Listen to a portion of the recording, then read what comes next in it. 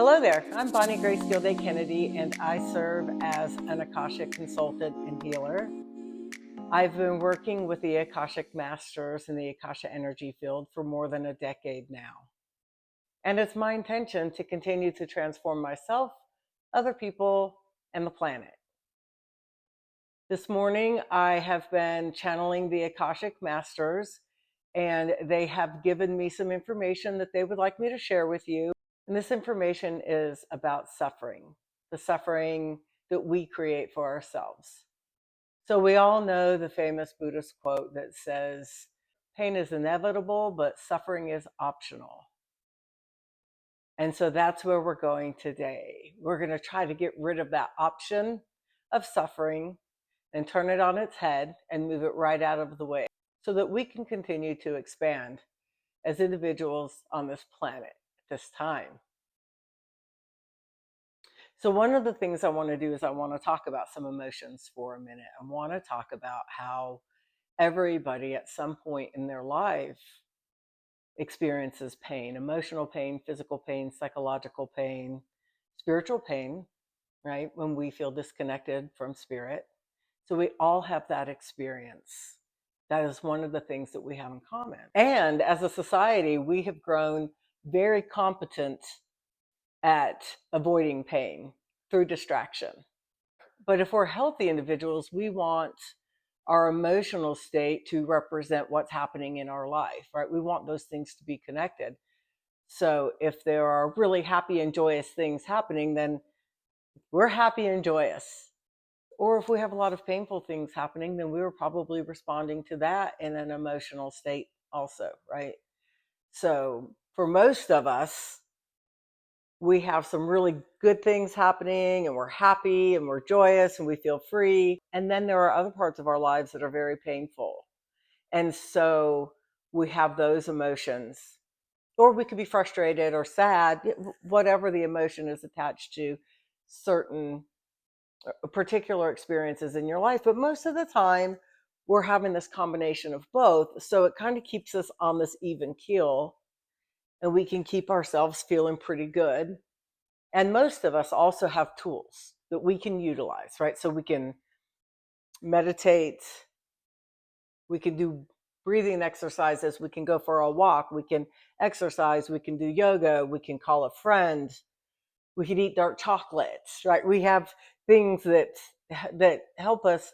We have ways that support our brain's capacity to increase its dopamine and serotonin or endorphins. We could get a hugs increase that oxytocin in our brain, connect with another person and really feel that.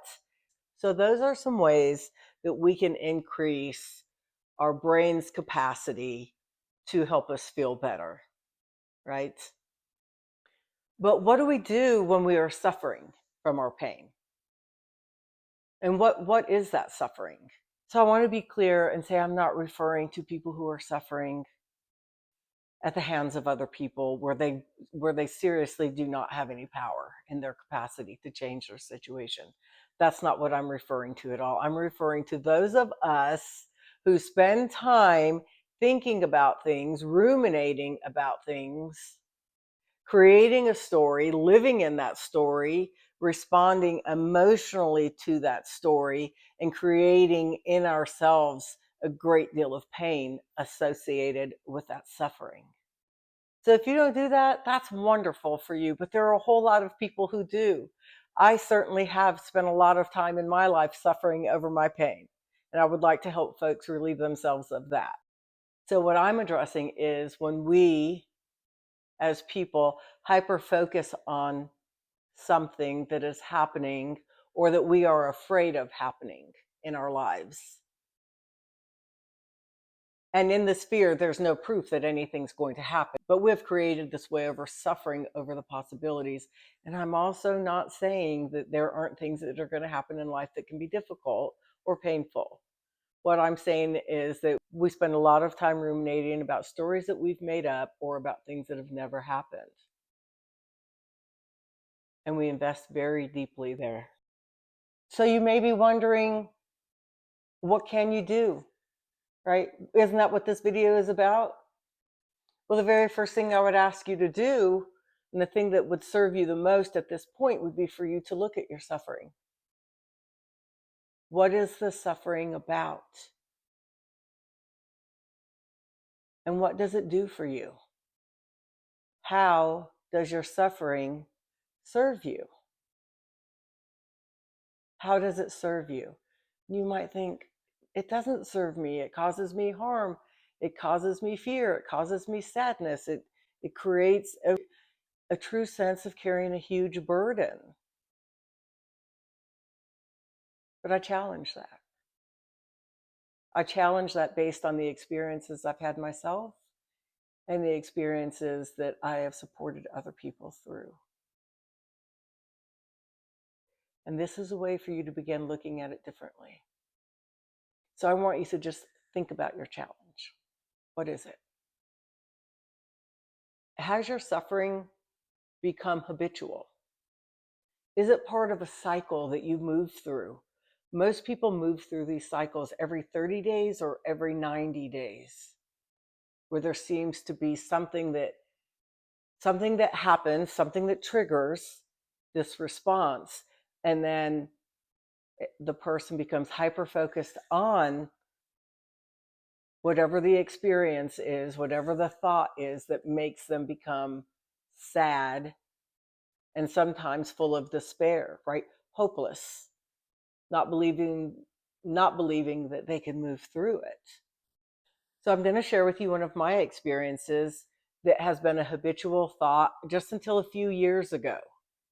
And this habitual thought, I could be riding high in my life, everything could be wonderful, all the things could just be working, just like they're in the flow, just yes, yes. And then something would happen, whether I would feel a little bit rejected by someone, or somebody would say something that I didn't felt very loving, and I would get triggered. And the trigger was, nobody loves me. And because I grew up in a family where I didn't feel or experience love, it was my go-to experience for many decades, where when I would get triggered and feel vulnerable and feel hurt, I would immediately go to not being loved. And that track in my mind about not being loved would distract me from what was actually happening in my life and take me down a road of self-pity that I could get caught up in, and I could stay there for days. I wouldn't allow thoughts of love in. I wouldn't allow myself to love myself or be positive with myself or accept any love from other people. And I didn't even realize that I was doing it. It wasn't a conscious, habitual behavior that I had of self-destruction. It was just me being triggered, not understanding that I had built this story of suffering for myself, and I would just completely indulge myself. Sounds awful, doesn't it? Yes, it was. It was awful. I would cry. I would isolate. I would be very negative with myself, about myself, blame myself for not being loved. It was very painful.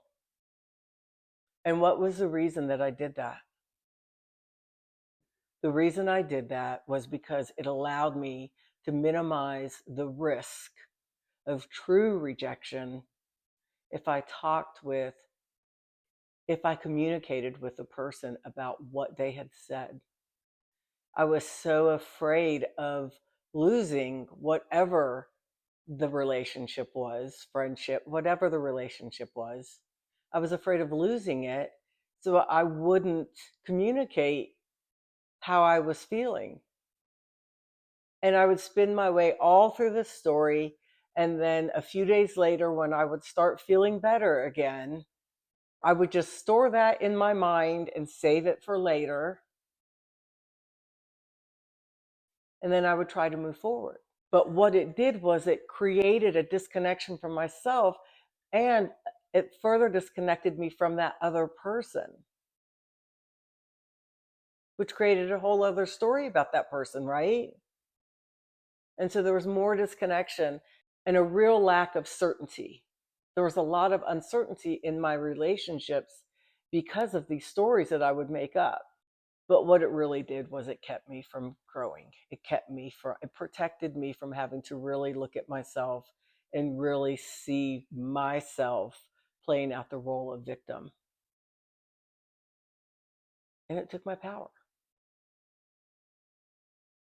And so one day, the masters began working on that with me. And they helped me to see and understand that I was creating this on my own, that I was creating my own suffering, and that it's not required for growth. We don't have to suffer. All we have to do is show up for ourselves and allow ourselves the compassion and the love and the desire to be more, to expand, and to really show up and be the person that we're here to be right now in this incarnation. And as I continued to do that and continued to love myself and really appreciate my own personal characteristics about myself that I loved, it really allowed me to let the love of other people in. When you have love for yourself, you don't feel so much like other people have to love you, and it allows people to love you more deeply. And I just think you deserve that, because I think we all deserve it. I think we all deserve to be our biggest, brightest, most expansive selves that we're here to be in this incarnation. Like, we showed up here to do big work. Let's do it. Yeah. So again, pain is inevitable, but suffering, well, that's optional. Pick a different option. Pick love. If you had a hard time getting to what it is that you're suffering about, if you weren't able to get there and you'd like to connect with me, you know that you can do that at www.graceofhealingnc.com and fill out the contact form, and I'll connect with you, and hopefully we'll be able to move through this and figure it out together. Thank you so much for liking and subscribing to my channel. This experience is fun, and yet it's like really hard for me. So the technicalities of all of this is really difficult for me. Also, seeing yourself on camera is a thing. Okay, so just know that I'm committed to this, and I am experiencing growth because of it. So thank you for continuing to come and watch. All right. Well, I hope that you have a fabulous day, and until I see you again, I leave you in the grace of healing.